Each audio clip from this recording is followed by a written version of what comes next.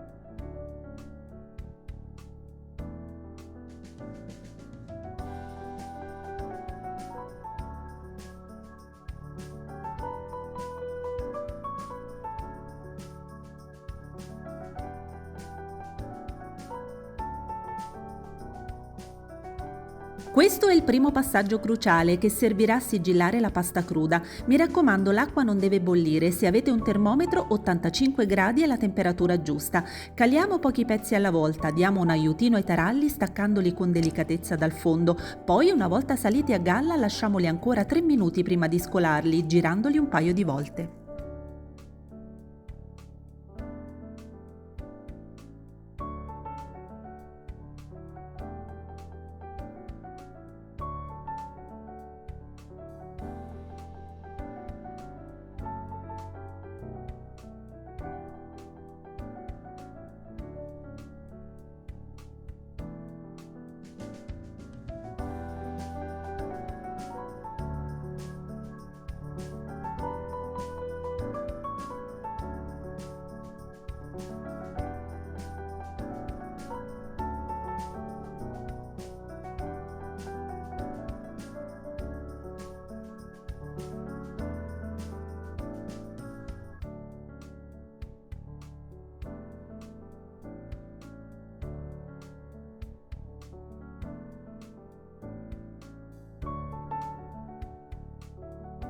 L'asciugatura è il secondo passaggio cruciale. Il tarallo deve riposare e perdere tutta l'umidità per poi trasformarsi in uno scrigno super friabile.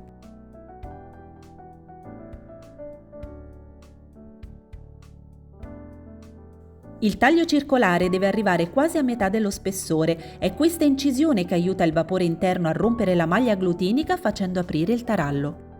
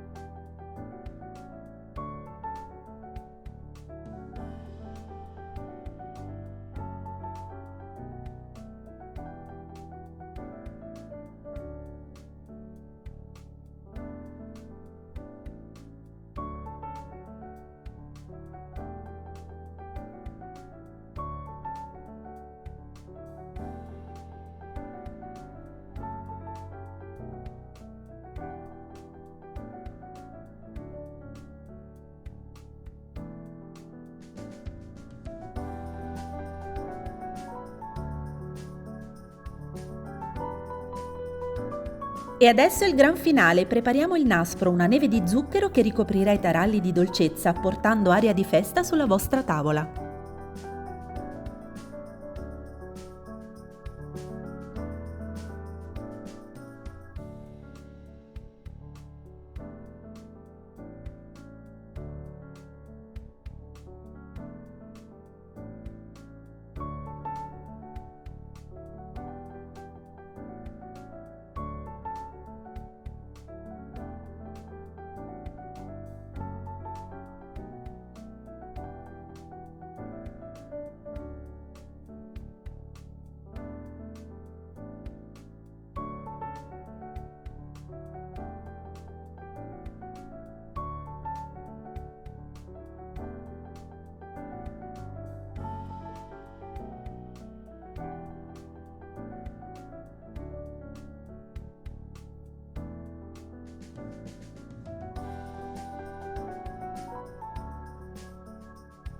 Nella versione semplice i taralli sono perfetti da accompagnare a formaggi e salumi nella colazione salata di Pasqua.